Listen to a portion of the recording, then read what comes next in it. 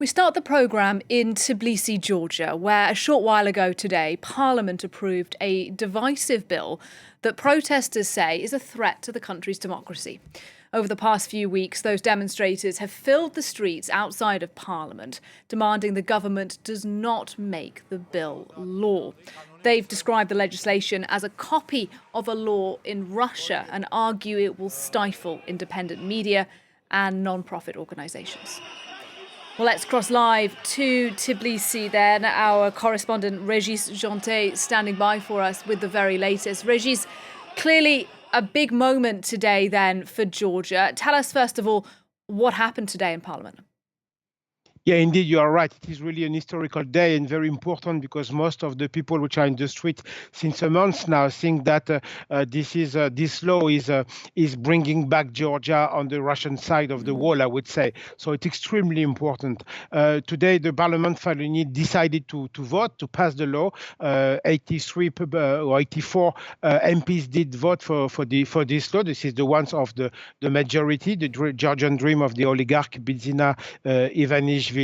And of course, there is no consensus at the time in the country over this law, and there won't be any consensus in this country. And as you can see right now on the images, we see that the people from the demonstration start to be more aggressive, I would say, towards the parliament because this law has no consensus, and a majority of Georgians are against it because of what it means and what they call the Russian law. So the following hours would be probably very tense in Tbilisi. Indeed, the images we're showing our viewers now, or we've just been showing our viewers, are live from Tbilisi, as you say, protesters gathering there near or indeed perhaps just outside the Georgian parliament.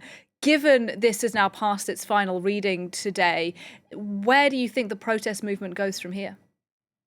This is difficult to say at the moment because this movement is really a movement with no leaders. And it is, a movement of the civil society. Even the political parties are not leading it. So it's difficult to say. And the orientation is of where it is going is not decided. I think even within the protest, what they want for sure is this law to be withdrawn, to not be passed. And probably these coming days, there will be a lot of people. Even this last month, I'm living in this country since more than 20 years, and I never saw so big demonstrations. For example, after the first reading, there were 40,000 people in the street. After the second reading, there were twice more. So how many people there would be tonight and what would be the mood is difficult to say, but I think they will fight to make sure that this law won't be in the Georgian laws, let's say. What role could the president of Georgia, Salome Zourabichvil, now play? Because she's been a really vocal opponent of the government's plans over the past few weeks. Absolutely, you're right, and she became precisely because there is no leadership within the movement, because the opposition in Georgia is in a disarray and very divided. She started to play a role that she could be the one who makes some kind of consensus and the leading force of the pro-European and the pro-Western mood of the country, I would say. So on the first, probably in the coming days, if not in the coming hours, she will put her veto on the law. But as the Georgian regime is a parliamentary regime, this veto would be overcome by the parliament. But still, she can play an important role at the moment to unify and to give a direction to this movement. Régis Gente for now. Thank you very much indeed, but we may well cross back, speak to Régis again as we keep an eye on that protest movement in Tbilisi. For now, thank you.